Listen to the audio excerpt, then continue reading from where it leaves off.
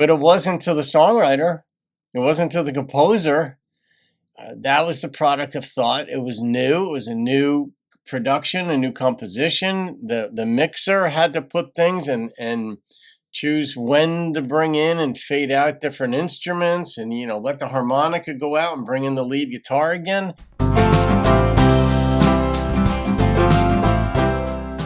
Howdy, folks. Welcome to the channel, The Agnostic Philosopher. I'm both an agnostic and philosopher.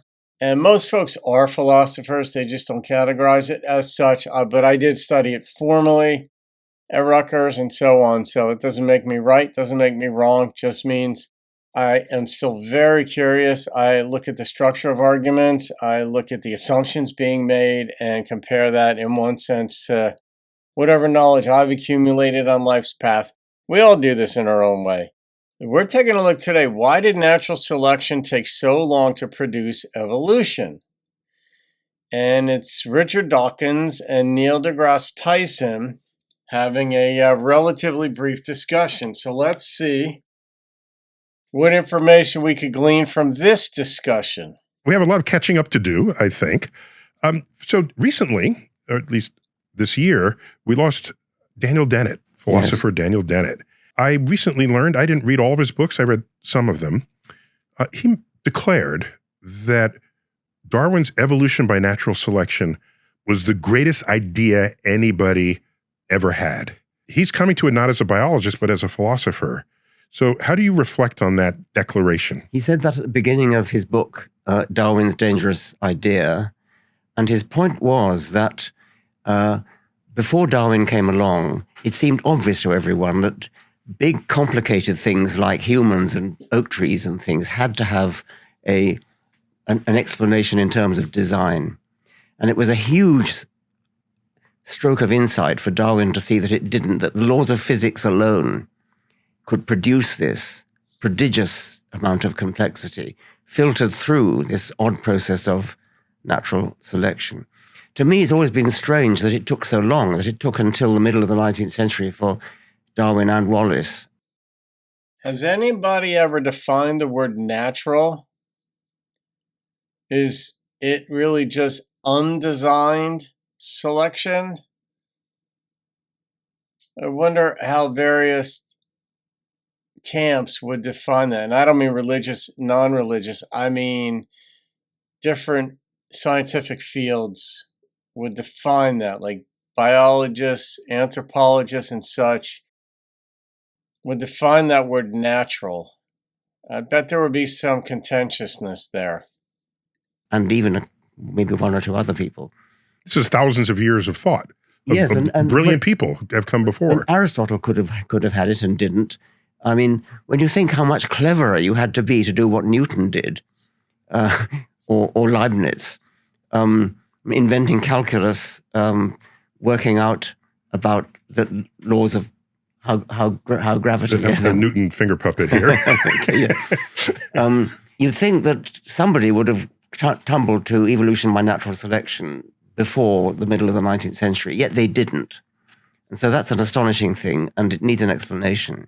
Did Daniel Dennett explain why it took that long? And if he didn't, what would be your explanation? I don't remember whether he did. Well, first of all, Ernst Mayr, the great, he was here, I think. Here at the American Museum of Natural History.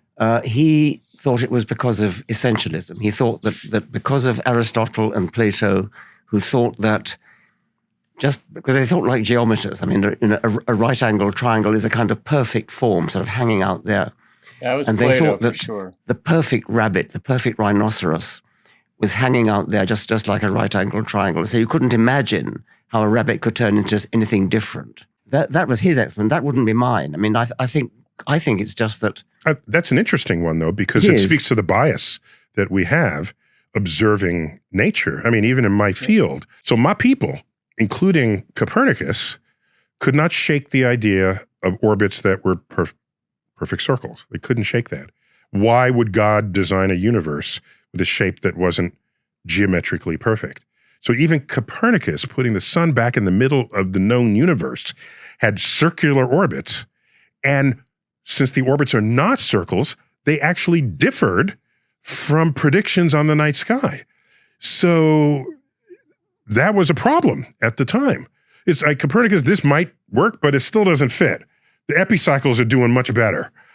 And so it wasn't instantly taken up, including the resistance, the church resistance, of course. Of course, yes. Earth wasn't in the middle anymore. Why it took so long, and the idea of the perfect rabbit, the perfect rhinoceros, the perfect horse. In a way, that was a bit silly, because if you want to look at, a population of rabbits is pretty variable. And anyway, that was Ernst Mayr's explanation for why it took so long.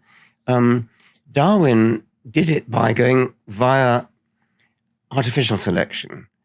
Everybody knew, farmers knew, horticulturalists knew, gardeners knew that you could change a rose, you could change a cabbage by just breeding. And really Darwin's insight was say you don't actually need a breeder. You don't need a human to do the breeding. Nature does it for you. Survival does it for you. It's not that difficult. it doesn't require any sort of higher mathematics or anything. But then if it's merely about survival, then this is a different discussion, but the aesthetics are lost. Art, for example, plays no part in that. The great painters, the musicians and so forth play no part in that. It's merely about the animal surviving, like adapting to their environment and surviving in this very crude depiction. And survival of the fittest is a crude depiction. That doesn't mean it's wrong. It's just not overly complex. You could break down how DNA strands combine and all these sorts of things that impact that, and that may be difficult to comprehend as you get into the nuances of it. But as a general concept, it's relatively simple. And I think that's why these two are marveling over why it took so long to arrive at such a distinction. But I do like the idea about even the concentric circles and so forth. And I've maintained this, that, and I'm agnostic, but that faith and non-faith are still the products of reason. It doesn't mean that the conclusions are right, though. You can have a valid argument that's unsound. Now, a sound argument has valid premises, as we call them, but the religionist and, say, the atheist or the agnostic still use reason. They just plug in different premises into the arguments being made, let's put it that way. And then we just don't accept the premises. But then going back to why, as Dawkins and Tyson are talking about, it took so long, it wasn't merely about God and that you've got to come up with this argument from design, which is a logical pattern recognition construct. We are predisposed toward looking at things as though they'd been designed. But even still, as a matter of logic, even though it was wrong, Copernicus still had, even once they put the sun at the center of the solar system, they still had circles, perfect circles. And Plato had this philosophy, it was known as the world of the forms, where perfect archetypes exist. And that's what Dawkins was talking about. And Plato was a student of Socrates, and Socrates didn't posit this. This was really Plato's baby. And Aristotle didn't take up with it either. I think Aristotle might have been teleological, thinking that everything is working toward its ultimate perfection, inherent perfections. But Plato's world of the forms was this place elsewhere, everything's always in the heavens anyway, where like a perfect right angle exists, a perfect rabbit, a perfect anything. They stand isolated as they are. They don't morph into something else. So you can have a valid argument that's just wrong. Your premises might be off. If the premises are true, however we define that, then a valid argument guarantees the truth of its conclusion will be true. But perfectly round orbits around the sun, that's not how things go. So even though he was bucking the church, not purposely necessarily, but he still had the pieces of the puzzle wrong. And this is where I simply say, the human mind still operates generally on some level of reason or logic. Our premises can be off, though. What we choose to accept as a valid premise differs, certainly among the religious camps and non-religious camps. Let's go. And yet nobody got it until Darwin and Wallace. And this is why I'm intrigued that Daniel Dennett, a philosopher who, in principle, any philosopher could have come up with this, because unlike relativity and unlike quantum physics, which are realms of behavior of the universe, large and small, that you can't just deduce from your armchair. But evolution by natural selection could have been deduced in an armchair. It just wasn't. It could. It's surprising that it didn't. It's interesting that both Darwin and Wallace were traveling naturalists. I mean, they both were collectors in South America, both were in South America. Wallace lost his entire South American collection in a fire. And then he went to the Far East. But they were both collectors of natural history specimens. Okay.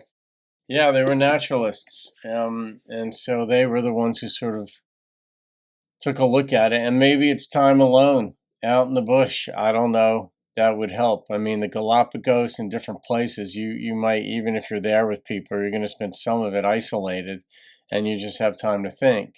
But sometimes it's the simple ideas that is why, like they were talking, why did such a seemingly simple idea? A philosopher came up with the idea, Dennett, and they're saying, why did it take so long? I mean, Dennett posited, the folks were wondering why. And Tyson there was talking about cosmology and physics, and you could get into quantum mechanics and all these things that require all these things that you can't just deduce from a chair. And yet he said that natural selection is one you could have. A philosopher could have done that. But maybe it was just too simple. And maybe there's going to be a third explanation for how we came to be. And this is something that's not discussed that often, but we just have this bifurcated thought. Either there was a designer or there wasn't a designer. Natural selection either produced mankind or God did. Or some designer did, let's put it that way. Is there a third option or fourth that we've yet to consider? Maybe. And the thing is about new ideas is that once they spring to us, it's like, oh my God, how did we not see that? It's been there the whole time. And sometimes it's just because it's simple. And things are obvious after you've been taught it or you see it, or in, say, the nature of a song. You hear a song and you become familiar with the lyrics and the guitar riffs. And if you're into country music, the fiddle and the banjo and the mandolin and whatever music you're into, it becomes obvious that that's the way the song should go. But it wasn't to the songwriter. It wasn't to the composer. That was the product of thought. It was new. It was a new production, a new composition. The mixer had to put things and choose when to bring in and fade out different instruments and, let the harmonica go out and bring in the lead guitar again. It's not obvious when you're doing it. It's obvious after the fact that that's how it should have gone, especially in a really good song or in a really good idea. So that's the philosophical nature of things, folks. So thanks for playing along. Please subscribe and like it if you would. It helps grow the channel and help discussions like this. Have a great day. I'll see you on another video and keep thinking philosophically.